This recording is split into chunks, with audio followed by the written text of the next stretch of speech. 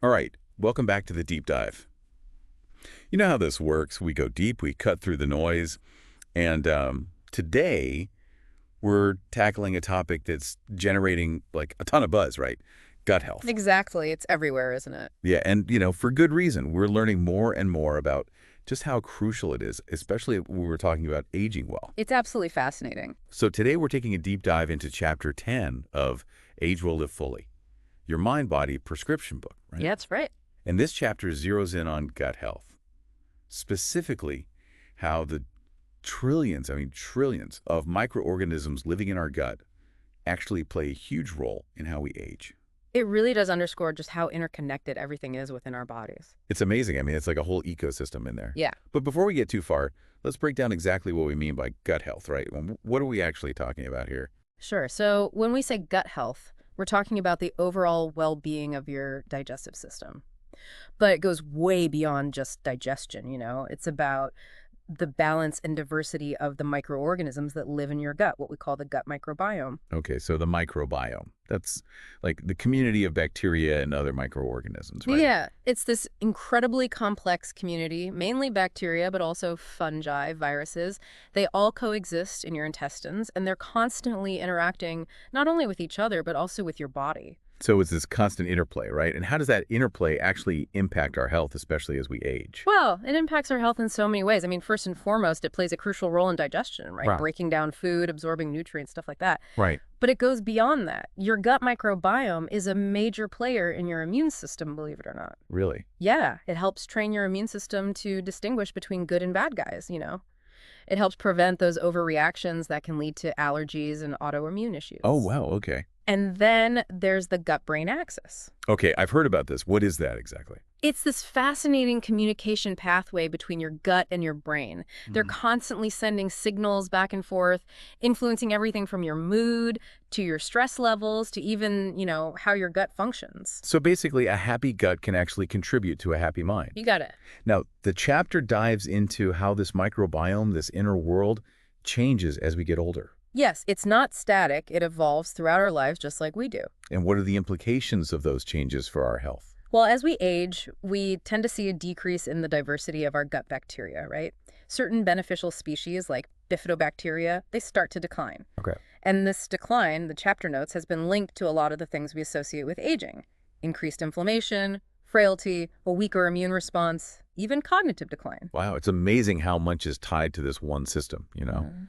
So what can we do about it? I mean, how can we make sure our gut microbiome is like thriving as we get older? Well, the chapter highlights some key things we can do to nurture this inner garden of ours. And a big one is diet. Okay, so what should we be eating? What are those gut-friendly foods? The chapter talks a lot about the benefits of fermented foods. Okay, like what? Things like yogurt, kefir, sauerkraut, kimchi. These are all packed with live beneficial bacteria, what we call probiotics, and they can help replenish and diversify your gut microbiome. And what about prebiotics? How do those fit in? Right, prebiotics are essentially food for those good bacteria. Okay. They're found in a lot of plant-based foods, Mhm. high-fiber foods like fruits, vegetables, whole grains. They help nourish and support those beneficial gut bugs. So it's all about feeding the good guys, right? Exactly. Give them what they need to flourish. Now, another crucial factor that the chapter delves into is stress. Stress. Yeah, I was wondering about that.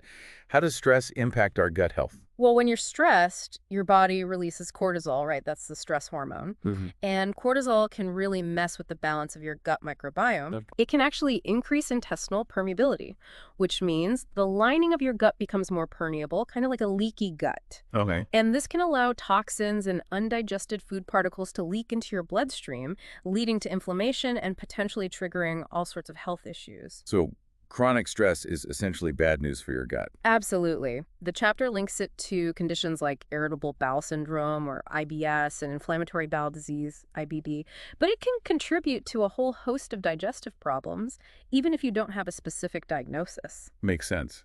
So managing stress is crucial, not just for our mental health, but also for our gut health. Exactly. The chapter really emphasizes that. It talks about the benefits of practices like meditation, yoga, deep breathing exercises, anything that helps you kind of tap into that rest and digest mode. Yeah, taking those moments to de-stress, it's like a gift to your gut. Absolutely.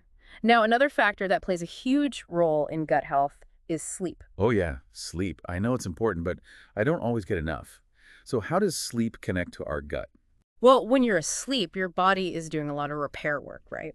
Yeah. And that includes repairing the lining of your gut.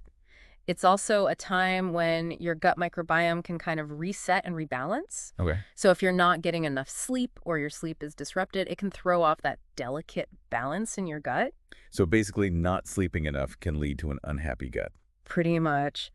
The chapter mentions studies linking poor sleep to things like altered gut bacteria composition, increased inflammation in the gut, even digestive issues like constipation and bloating. Makes you think twice about staying up late. Right. Oh. Okay, so we've got diet, we've got stress, we've got sleep. What about exercise? How does moving our bodies impact our gut health? Exercise is great for gut health. It helps stimulate gut motility, which basically means it helps things move through your digestive system more efficiently. Okay. That can be really helpful in preventing constipation. Plus, exercise has anti-inflammatory effects, right?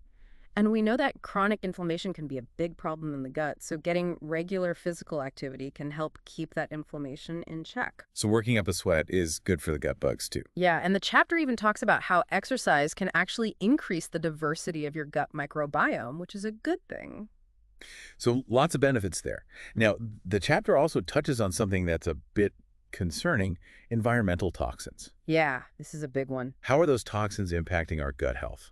Well, we're exposed to a lot of chemicals and pollutants in our modern environment, right? Right. And some of those can actually disrupt the balance of our gut microbiome. Like what kind of toxins? The chapter specifically mentions pesticides and herbicides, which we're often exposed to through our food. But it could be things like heavy metals, air pollution, even certain ingredients in processed foods. These things can damage the lining of our gut and even kill off beneficial bacteria. So what can we do to minimize our exposure to these toxins? I mean, it feels like they're everywhere. You're right, it's tough to avoid them completely, but the chapter recommends choosing organic produce whenever possible to reduce pesticide exposure Right. and being mindful of the products you use in your home, like cleaning supplies and personal care products, opting for more natural alternatives. So making those conscious choices can have a big impact. Okay, now, the next topic is a little out there, honestly. Yeah. Grounding or earthing. Yeah, it sounds a little woo-woo, but it's actually pretty interesting. So tell me, what is grounding? It's basically the practice of connecting your bare skin to the earth. Like walking barefoot on the ground. Exactly. The idea is that the Earth's surface has a negative charge, and by making direct contact with it, you can absorb some of those electrons. Okay. And some people believe that this can have a lot of health benefits, including reducing inflammation and improving sleep. And how does that relate to gut health specifically? Well, the chapter mentions that some studies suggest grounding might help balance the gut microbiome.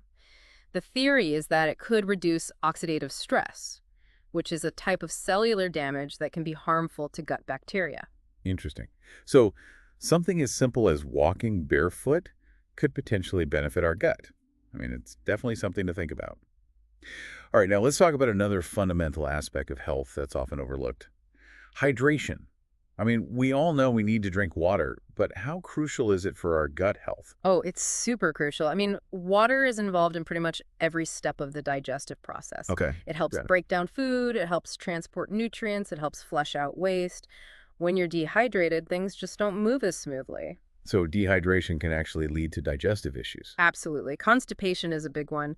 When you're not drinking enough water, your colon absorbs more water from your stool, making it harder to pass. Makes sense. Yeah. So staying hydrated is like a simple but essential way to support gut health. For sure. It's one of those basic things that we often take for granted, but it makes a huge difference. Okay, so we've covered a lot of ground here, right? From diet to stress to sleep to exercise to environmental toxins, even grounding and hydration. Now, the chapter also gets practical with a recipe for a gut-healing smoothie. Oh, yeah, this sounds delicious. All right, so let's break down the ingredients. It calls for spinach, banana, Greek yogurt, rolled oats, chia seeds, and water. So a pretty simple recipe, right? And each ingredient is there for a reason. The spinach is packed with nutrients, the banana adds sweetness and prebiotic fiber, the Greek yogurt provides protein and probiotics. And the oats and chia seeds. Those are both great sources of fiber, which we know is so important for gut health. Okay, so it's basically like a gut-friendly power breakfast in a glass. I'm definitely going to try this one.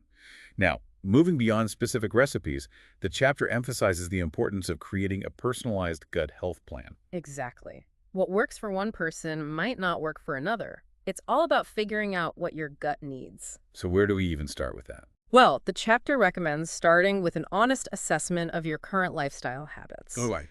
What are you eating? How much are you moving? How well are you sleeping? How are you managing stress? Right. Once you have a good understanding of your baseline, you can start identifying areas where you might want to make some changes. And the key is to start small. Right. Yeah. Make those gradual, sustainable changes. Exactly. It's not about overhauling your entire life overnight. It's about making those small, consistent tweaks that add up over time. Okay, but what about when we hit those inevitable roadblocks? Those moments where we feel stuck or like we're not making progress. The chapter talks about overcoming those challenges. Yeah, it's important to remember that this is a journey, right? And it's not always going to be smooth sailing. All right. There are going to be times when you hit a plateau or even take a step back, but that doesn't mean you failed. It just means you might need to reassess your plan. Okay, so what should we do in those moments? The chapter recommends a few things.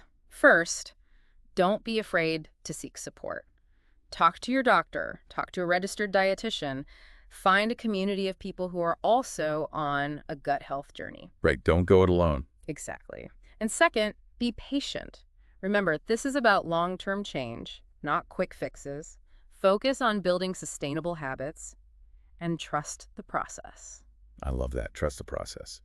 Now, how can we actually track whether the changes we're making are actually having a positive impact? Are there ways to monitor our gut health? There are definitely things you can pay attention to. The chapter talks about keeping a food journal where you track not only what you eat, but also how you feel afterward. Okay. Do certain foods trigger digestive discomfort? Do you notice any changes in your energy levels or bowel movements? Right, kind of becoming aware of those patterns. Exactly. And there are other things you can track too. Your mood, your sleep quality, even things like bloating or skin breakouts. So really tuning into what your body is telling you. Right. Your body gives you a lot of clues. You just have to pay attention. And the chapter emphasizes the importance of patience and consistency when it comes to improving gut health. Yeah. It's not a quick fix. Definitely not. We're talking about changing the composition of your gut microbiome, which takes time. Right. So it's important to focus on building those healthy habits that you can stick with over the long haul. It's about making those lifestyle changes that become second nature. Exactly. It's not about deprivation or strict rules. It's about finding what works for you and making it a part of your everyday life. I love that. Yeah. Now, the chapter briefly mentions something called gut-directed therapies. Yeah, these are more targeted approaches that might be used in specific situations, like if someone has a diagnosed gut condition. Okay. Things like colonic hydrotherapy, using probiotics or prebiotics in therapeutic doses, or even fecal microbiota transplantation, which is kind of like a gut microbiome transplant. Wow, that's pretty intense. Yeah, these are definitely not DIY approaches. They should always be done under the supervision of a healthcare professional. Okay, good to know. So we've covered a lot of ground today, and it's clear that gut health is far more than just digestion. It's interconnected with so many aspects of our health and well-being, especially as we age. It's really at the core of so much, isn't it? It is. And the good news is there are so many things we can do to support our gut health. From the foods we eat, to the way we manage stress, to the amount of sleep we get, to the choices we make about our environment. It's empowering, actually. I agree. It's about taking ownership of our health and making those conscious choices that nurture our gut microbiome. So as you're listening to this, think about one small change you can make today to start supporting your gut health. It could be as simple as adding a serving of fermented food to your diet, taking a few minutes to de-stress, or making sure you're drinking enough water. Every little step counts. Absolutely. It's those small, consistent changes that make the biggest difference in the long run. And that's what the deep dive is all about, right? Giving you the information and inspiration to take action and create a healthier, more fulfilling life. So until next time, keep diving deep.